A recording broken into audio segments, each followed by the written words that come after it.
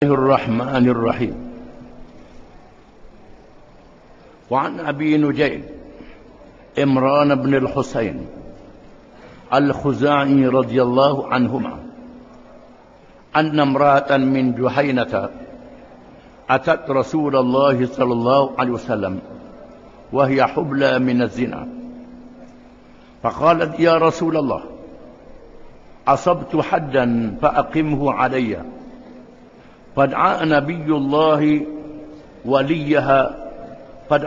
الله صلى الله عليه وسلم وليها فقال: أحسن إليها، فإذا وضعت فأتني. ففعل فأمر بها نبي الله صلى الله عليه وسلم، فشدت عليها ثيابها، ثم أمر بها فرجمت، ثم صلى عليها. فقال له عمر: تصلي عليها يا رسول الله وقد زنت؟ قال: قد تابت توبة لو قسمت بين 70 من أهل المدينة لوسعتهم، وهل أفضل من أن جادت بنفسها لله عز وجل؟ رواه Muslim.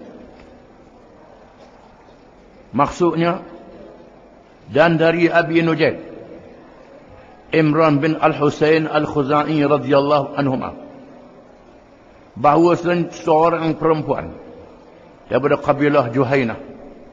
Juhainah ni satu kabilah Arab, datang menghadap Rasulullah sallallahu alaihi wasallam dalam keadaan mengandung kerana berzina.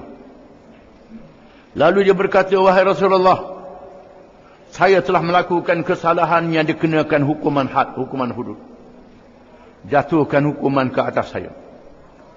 Lalu Nabi yang telah memanggil walinya, penjaganya, walinya, ayah dia atau adik-beradik dia, tak disebut, dan bersabda, berlaku baiklah terhadapnya, jangan buat apa-apa, buat baiklah yang baik dengan dia. Apabila telah melahirkan anak bawa dia, maka walinya melakukan demikian. Lalu Nabi SAW memerintah supaya diikat pakaiannya, kemudian dijatuhkan hukuman rejam ke atasnya. Kemudian baginda SAW bersembahyang ke atas jenazahnya. Lalu Umar berkata: engkau bersembahyang ke atas jenazahnya, wahai Rasulullah, padahal dia seorang perempuan yang berzina. Sabda Rasulullah SAW, sesungguhnya dia telah bertaubat. Kalau dibahagikan taubatnya di kalangan 70 orang penduduk Madinah, nescaya mencukupi mereka. Adakah lebih baik dia berlaku baik terhadap dirinya kerana Allah Azza wa Jal? Hadis riwayat Muslim. Hadis ini menunjukkan hukuman hudud yang dikenakan ke atas seorang perempuan yang berzina muhsan. Muhsan yang telah berkahwin. Mengikut hukum Islam dengan nah Quran dan hadis, yang tidak berkahwin ghairu muhsan disebab 100 sebatan. Yang sudah berkahwin hendaklah direjam sehingga mati, sama ada lelaki atau perempuan. Itu hukumannya. Sabit hukuman ini dengan 4 orang saksi. Mesti ada 4 orang saksi. Kalau tak ada 4 orang saksi, tak boleh. Punah zaman Sayyidina Umar bin Khattab radhiyallahu anhu, seorang sahabat yang ditugaskan di Iraq, sahabat Nabi, jadi gubernur di Iraq, dituduh berzina. Sayyidina Umar panggil, datang ke Madinah, tanya orang menuduh. Tiba-tiba yang menuduh boleh membawa 3 orang saksi saja. Yang menuduh dan 2 orang lagi. Dia tengok perempuan tu perempuan lacur. Sah perempuan tu, dia berzina. Di mana dia tak mengaku, dia kata dia tidak. Mana saksi 3 orang? Maka dijatuhkan hukuman sebab 80 sebatan terhadap 3 orang ini. Yang tuduhnya tak cukup 4, kena sebab 80 sebatan. Tak boleh main. Ini hukum zina. Mesti melihat dengan sungguh-sungguh 80 sebatan.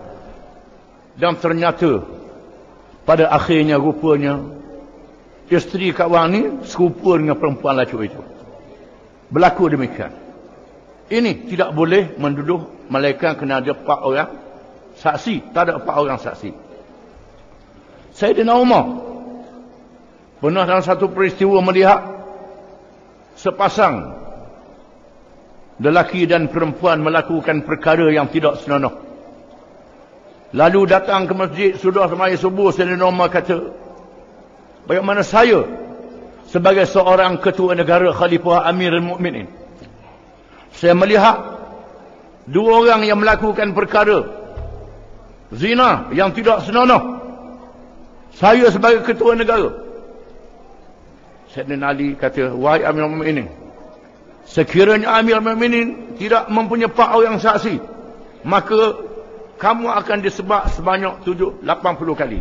Sayyidina Umar kata, aku tak tengok apa, kata saja je. Sayyidina Umar kata, itu dia. Payahnya nak jatuhkan hukum anik ni. Payahnya. Bukan bebas, tidak. Ditangkap, dikenakan hukuman ta'zir. Ta'zir ada. Bukan bermakna bebas orang nak buat apa. Tidak. Hukuman ta'zir. Kena 4 orang saksi. Mestilah mengaku. Ini satu hadis. Ada 2 hadis lagi. Kita kena jelas supaya kita faham betul-betul. Hadis yang kedua, iaitu Ma'iz bin Malik datang menghadap Nabi SAW. Ya Rasulullah, saya telah berzina, hukumkan saya. Nabi sudah sembahyang orang bangsa. Nabi paling ke lain. Wak tak tahu. Wak tak tahu. Ya Rasulullah, saya telah berzina. Nabi paling ke lain. Wak tak tahu. Dia tanya lagi, ya Rasulullah, saya berzina, hukum sama saya. Lalu sahabat kata, Nabi tanya dia gila ke dia mabuk? Sahabat kata dia tak gila, dia tak mabuk. Cium mulut dia, ada bau arak tak ada? Tak ada bau arak. Kemudian Nabi sembahyang asar, iqamat, sudah sembahyang asar dia mari lagi. Ya Rasulullah, hukumkan saya telah berzina. Telah berzina. Lalu Nabi pun suruh dijatuhkan hukuman. Setelah dijatuhkan hukuman Ma'iz bin Malik, dia sudah kahwin, direjam. Bila direjam, Fika bangun nak lari. Fika bangun, lari, kejar dia. Orang tak kejar. Dia beritahu pada Nabi, Nabi kata jangan kejar. Bila dia lari, larilah, jangan kejar lagi. Menunjukkan dia boleh tarik balik pengakuan dia. Setelah dikenakan, dia tarik balik pengakuan dia. Dibatalkan hukuman hudud. Ini dia. Kemudian mari pula seorang perempuan yang mengandung daripada, yang ini daripada Zuhainah, yang satu lagi Al-Ghamidiyah, Fatimah Al-Ghamidiyah. Ya Rasulullah, saya telah mengandung berzina, hukumkan saya. Nabi paling ke lain. Wak tak tahu. Ya Rasulullah, saya telah berzina, hukum saya. Nabi paling ke lain. Dia kata, hai Rasulullah, nak buat saya macam Ma'iz bin Malik? Nak buat saya macam tu juga, hukum saya. Saya telah berzina. Nabi kata balik. Balik ke kampungmu, sehingga mu melahirkan anak. Kemudian setelah dia balik ke kampung, pulih dari cari dia. Pulih dari cari dia. Dia datang sendiri. Ya Rasulullah, ini anak saya telah lahirkan anak. Nabi kata balik, susukan anakmu. Susukan anakmu. Kemudian dia balik, bawa anak je. Pegang ruti makan depan Nabi. Tak menyusu dah.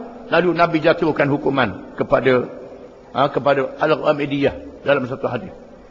Kemudian Nabi menyampaikan ucapan, barang siapa yang melakukan kesalahan ini adalah lebih baik kepadanya sekiranya disembunyikan oleh Allah Ta'ala.